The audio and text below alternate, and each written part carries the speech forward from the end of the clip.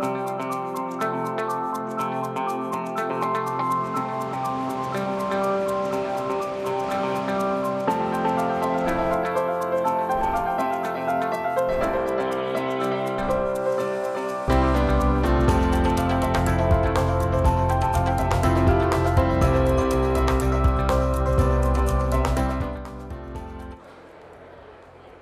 afternoon. Thanks for joining us across the fence. I'm Fran Stoddard.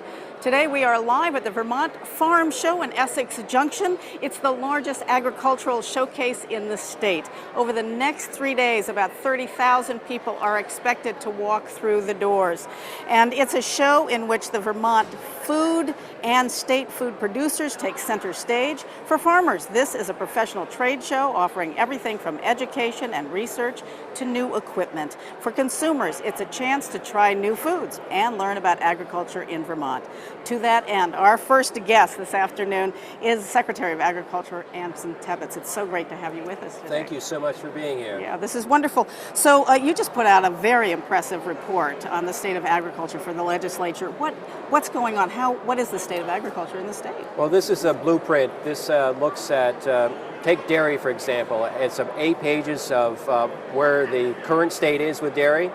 It looks at opportunities, it looks at the bottlenecks, and it sets a stage of what do we do next to help our dairy industry, and the other commodity groups are in there as well. We're looking at apple, we're looking at honey, we're looking at planning, business planning, succession. So it's a very comprehensive report that we've done with Farm to Plate, and we're going to be talking about it over the next few months with the legislature, but also over the next couple of years, and there's more to come. We've got a part 2 that's coming along as well. What do we need and where do we go? Yeah. So, the financial struggles of the dairy industry are well documented. What is the agency doing, and is there anything we can do to reverse this, kind of crushing economics of dairy? Yes, and we're working really hard on that. I think the mood is a little better this year than it was last year.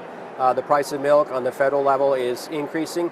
We're looking at, I think the trend is value added, developing new products. We know we have wonderful cheeses, we know we have yogurt, we have butter, all that's heading in the right direction. The agency was awarded a substantial USDA grant of about $6 million, which is significant. One of 3 centers, dairy innovation centers in the country, Wisconsin, Vermont, and Tennessee.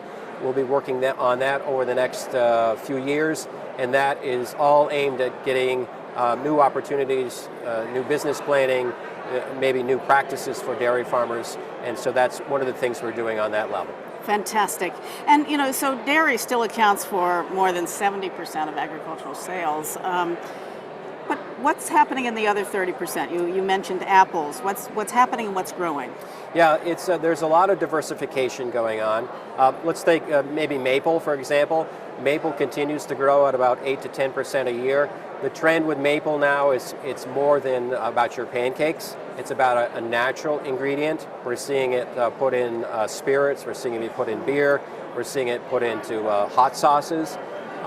And as well as markets for the traditional way of pancakes and waffles, but that continues to grow, so that's happening in maple.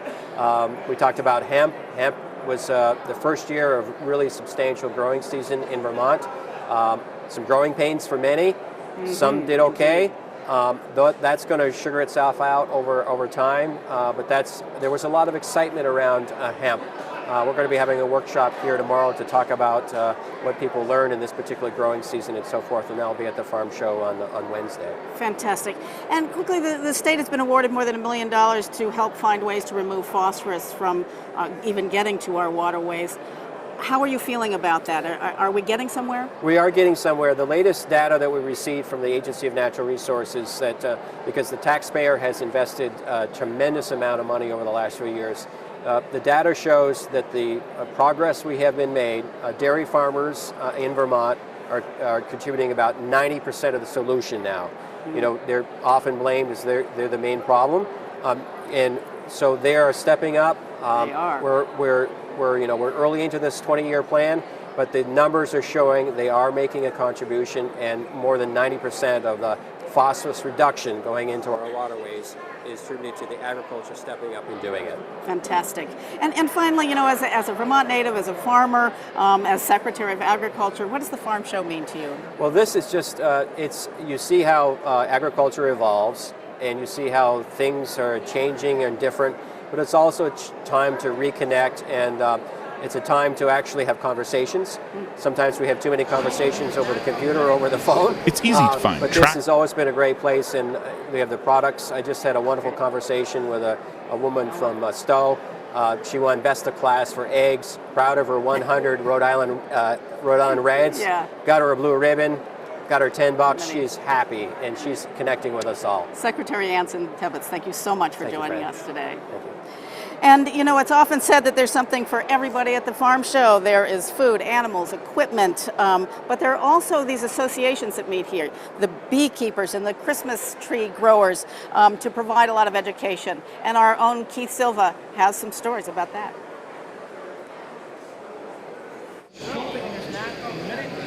It's easy to find tractors, pumpkins, and maple syrup at the Vermont Farm Show. This annual agricultural exposition also brings awareness to the state's lesser-known animals and crops, even those that have nearly gone extinct. They need boots on the ground to implement these things. You're so boots that's on the ground. I'm boots on the ground. Yeah.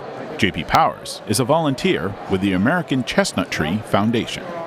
There's hundreds in Vermont, but they're what they call functionally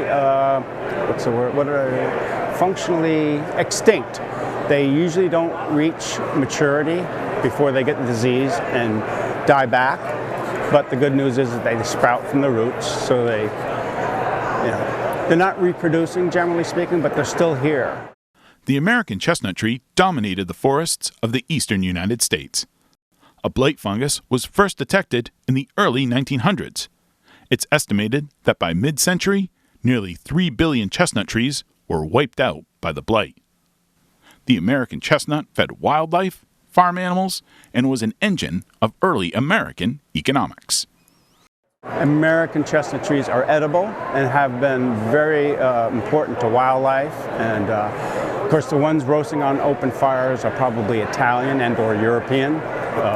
But American was the sweetest and the best. Seriously. I've eaten a couple, and they are sweeter, and they're also smaller, much smaller.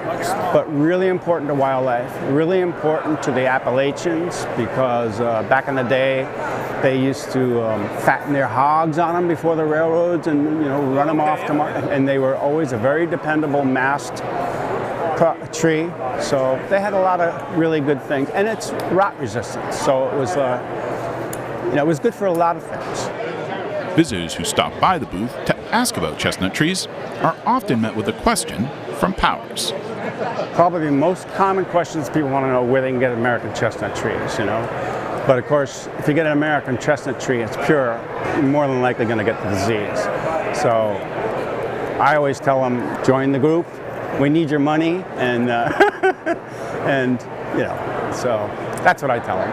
JP, why do you like coming to the farm show? Getting out of the house, it's winter, and just seeing people and, hopefully doing a little good, passing on the word, maybe get some new members, more members.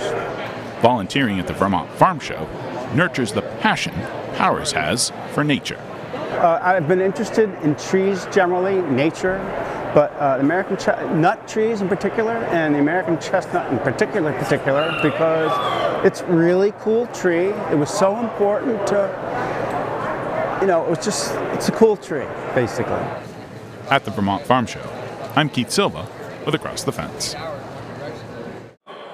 Thank you, Keith. Whether it's chestnuts or Christmas trees, there's always something to learn here at the farm show. Our next guest heads the organization that provides education and support to our diverse agricultural producers around the state. It's my pleasure to welcome the director of UVM Extension, Chuck Ross. Great, to thanks. have you here. Great, fun to be here. So, what is the role of UVM Extension? It's extensive, but how would you define it? We do a number of things. We do research. Our faculty and staff participate in research to figure out how to do things better. We do a lot of education, educate farmers and other members of our community, and then we provide technical assistance to actually go out in the field or in the community and tell people and show people how to get it done. Right, because you have people all over the state. We have offices in 12 of the 14 counties. We have people scattered, if you will, all over the state. And what are the areas or issues in agriculture that you think the extension is having the most impact? You know, the area we're working really hard in is on the issue of water quality. And we know we have water quality challenges in Vermont, like there are in almost all the other states in the country. And we're out there working with the agriculture community in particular, helping them figure out how to implement practices, make changes in their operation, manage their manure better, do nutrient management plans so they have less impact on the waters of the state as they conduct their farming businesses. And they're really doing that. They're really doing it. You know, when you look at what we want farmers to do and what we want society to do, reduce phosphorus, the farmers to date, since the 2016 law was passed, have produced over 90% of the phosphorus reduction in the state of Vermont. Amazing. So right here at the Farm Show, you're working out with people about climate change. Yeah, and you know, we do a lot of things that are pertinent to climate change, and the thing that kind of focuses our attention in many ways is really building the quality of the soil that's on our farms.